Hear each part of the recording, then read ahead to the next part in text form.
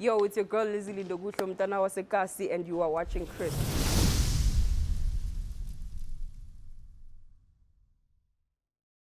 Welcome to Crisp, your plug to all the need-to-know music in South Africa. My name is Tsepo Tyler. I'm joined by Yizo the One and also Tsepo Chauke.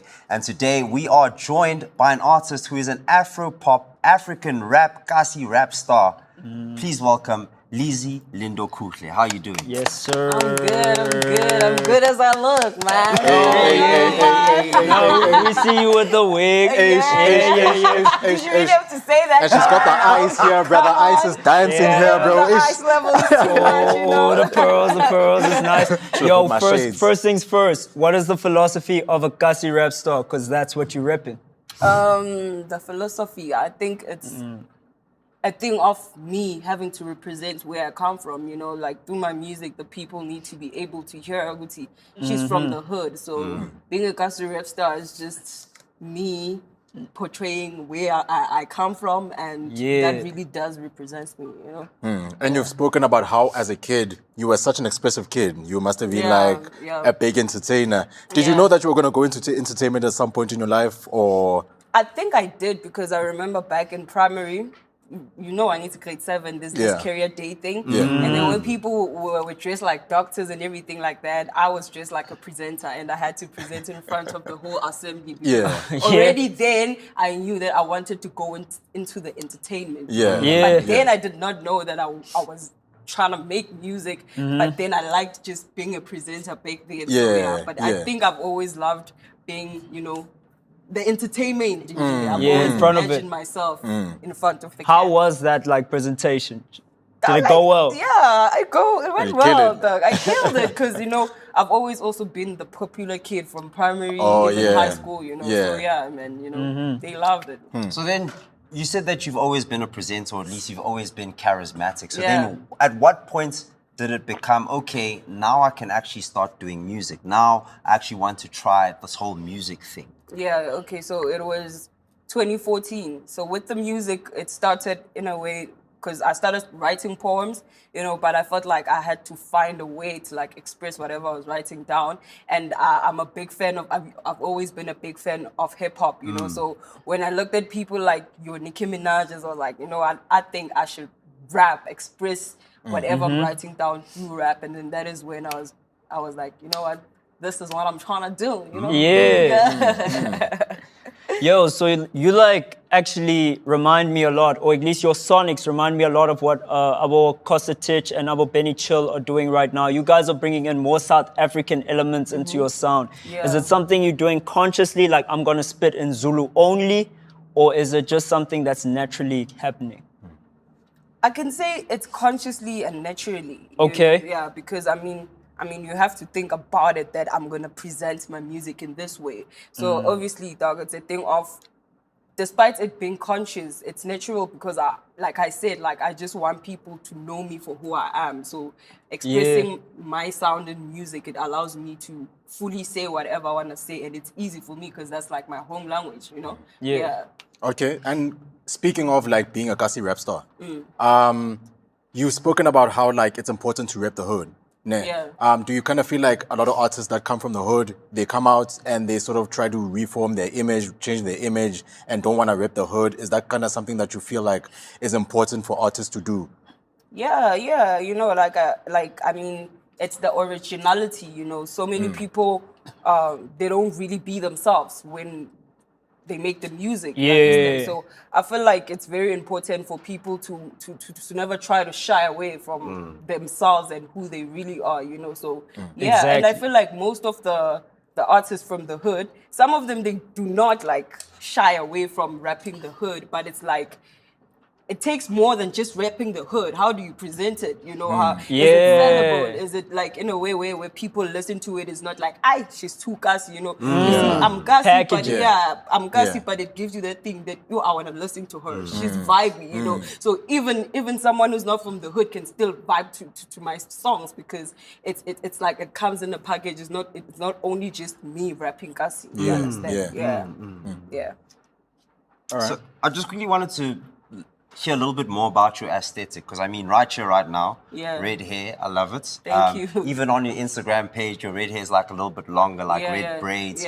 Sometimes we see you in that like sunflower bandana pattern, like you had a blue and white ensemble there as well, and even like CDs on like your top, like literally here at the breast. So it's a very obscure type of aesthetic, and I just want to know more about that. Is it just to be shock factor, or is it like, oh wait, there's meaning to this? Like, tell us more about that. For me, it's like, dog, I've always liked style. I've always liked to look clean, dog, you know? So I feel like I wouldn't really put a certain, like, term to say this is my aesthetic, this is my aesthetic. If today I feel like being a lady, I can do that. If I feel like being a tomboy, I can do that, you know? But I feel like I'm trying to go with the red hair right now because a lot of people are just telling me it looks nice, you know? So I'm just trying to see, you know, but also I don't want to box myself because I don't like doing the same thing for a long time. I just like, you know, trying new, different styles, you know? Yeah. And you actually depends on the mood, you know?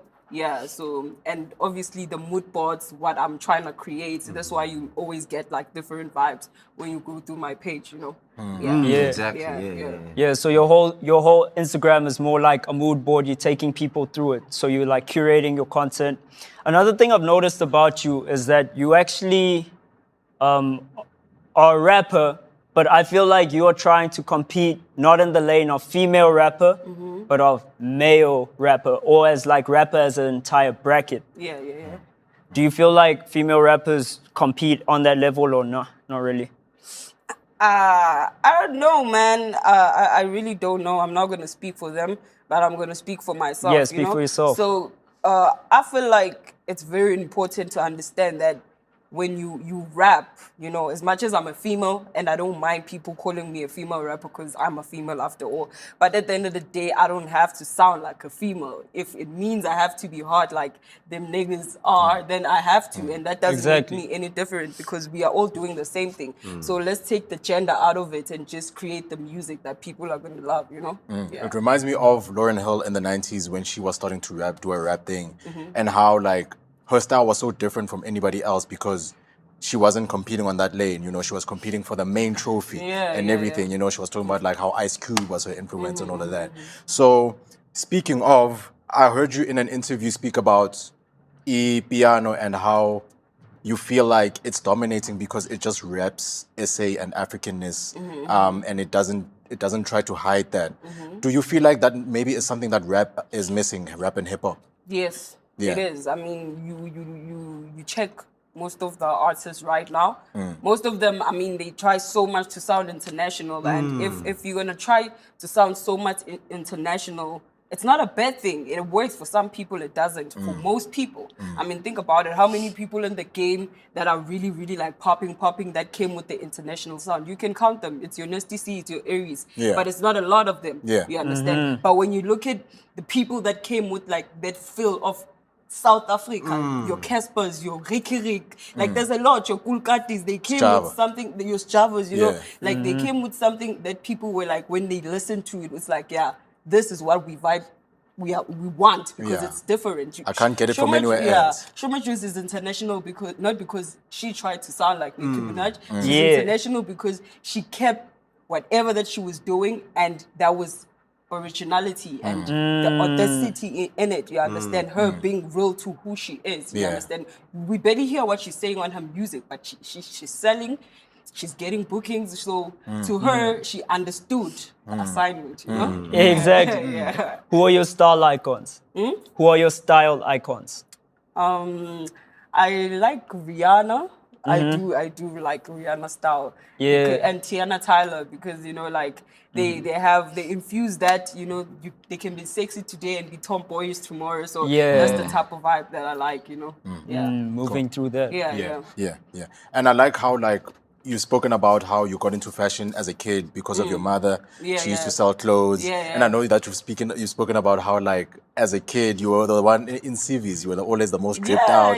People knew, hey, when it's CVs, Leezy, man, she's about to. So, like, do you have any aspirations for fashion in the future? Yes, I do. Because Number one, I have a lot of friends who are fashion designers and they're really good at what they do. Yeah. And sometimes I do help them out when they, design, Yeah. go with them to buy material. So Yeah. it just shows, Uguti, it's something I'm going to venture into once, Yeah. You model as well. Yeah, I Yeah. also do fashion modeling. So yeah, I will. I mean, it's just that I still need to build my brand because I don't like focusing on a lot of things at once. Yeah. But once the brand is well established, then it will be easier for me to venture into fashion and it can be good for me because now people will be aware of the brand and I'm sure everyone will want to rock a Leezy brand, Yeah. You have so much positivity just about what you do and who you are. We feel it radiating off you. Yeah, you're one of the bright Thank stars you. of this place. Thank you. You went through a very tough, childhood. How's that affected your music? You lost a lot of people. I can say, in a way, it's sad, but Yeah. maybe if they were still around, I wouldn't be making music. Word. So losing those people only motivated me to become what I am today. Yeah. Because it made me realize that as much as we have families, people that we think, if they were to leave us, life wouldn't go on. It made me realize at a very young age that at the end of the day, you live in this world and it's your life. You get to decide what you want for yourself. You understand? So I think as sad as it is, and as much as I couldn't understand why was it happening to me, it also made me this person that I am today. It made me realize that nobody's gonna get you shit. You can only do things for yourself. Yeah. Yeah. And it also I'm assuming it also makes you stronger for enduring all the bullshit in the music industry. Of course, you know what I'm how saying? Because you've tough been it so is. much worse than some guys in jail. Yeah. I just wanted to ask a quick question. In your career so far, what has been your worst experience in the industry? Worst. Yeah. I'm trying to think. Do I have?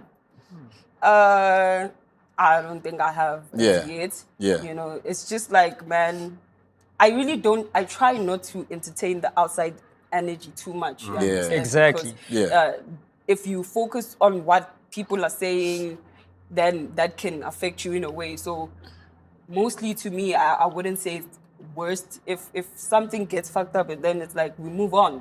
It happened for a reason. You understand? Yeah. All right, cool. Yeah. So in terms of just asking about your career, we heard about how you are, building your brand so that you can maybe even transition into fashion. We heard about how some artists are even going international. I just want to know where you are on your timeline. You've been doing very well in South Africa, doing very well at the Kasi sound. So where do you feel you are as a musician, right now?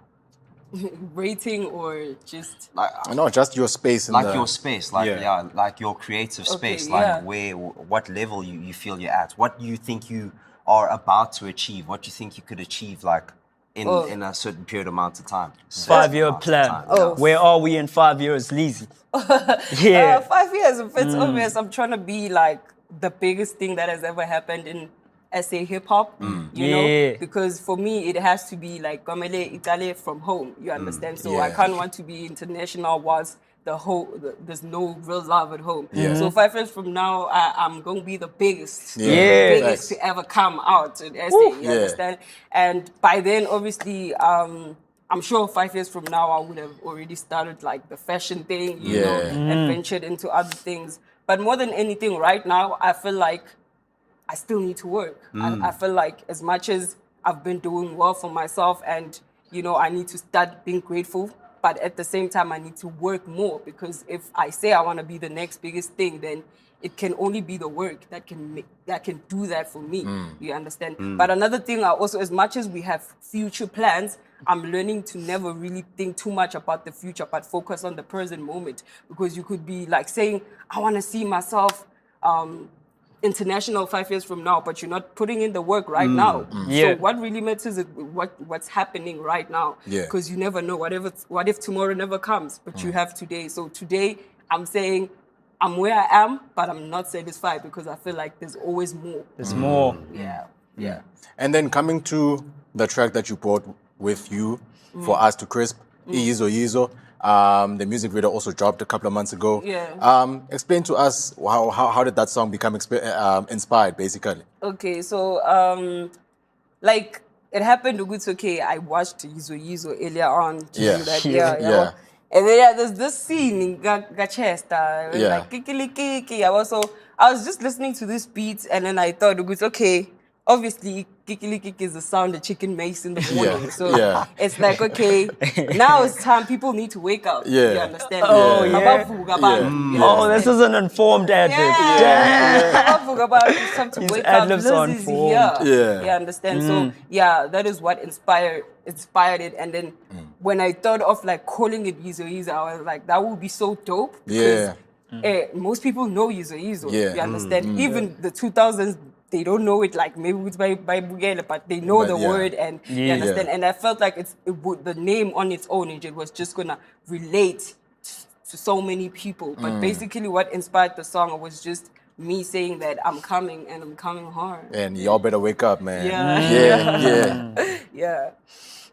Yeah, so you spoke about going for that top spot, right? Mm-hmm. So I feel to get to the top spot, there needs to be a catalyst, right? Believe it or not, I believe AKA and Casper's beef blew them up insanely.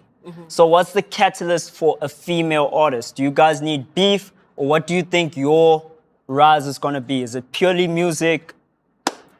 Thing is, you never know what might make you blow up. But if you focus on one thing and you put so much work into it, chances of it working out are very high. You understand? So for me, dog, it's like sometimes it works, the beef, it works. Sometimes it doesn't. What matters is you just putting in the work, dog. You understand? I mean, there's people that their careers have worked, they never had beefs. When you look at people like Ricky Rick, dog, you know, he never beefed with anybody. He was cool with everybody. But what made him different is that he took himself not only as a dope musician, but as a brand. You understand? So basically, it's about your uniqueness. What makes you unique to the game? Yes. So No, I'm asking you, what makes you unique? Yeah, because I'm not straight trying up. to be like someone else. You understand? And number one, when you listen to my music, you can already hear Wuti. We've never heard a female that sounds like her. You understand? Yeah. Like it's even hard for people. I mean, people love comparing people, but it's hard for people to try to compare me to someone. You understand? I mean, they do, but it's like There's no understand? level of that. Yeah, but most importantly, dog, what makes me who I am is because I take myself serious as a brand, number one. When you look at me, dog, you can see it's okay. She's not just focusing on the music. She can literally do anything if she was given the spot to do it. To do it. Yeah, I understand. So it's me seeing myself as a brand more than just being a musician. Yeah, that's powerful. Yeah. Power, great way to end right there because that's all the time we have today. Check out Yizo Yizo on streaming platforms and also at Leezy Lindokuhle. That's LEEZY_Lindokuhle on Instagram. And remember to like and subscribe. Smack the notification bell to make sure that you're plugged up to all the hottest music. Once again, this is Chris.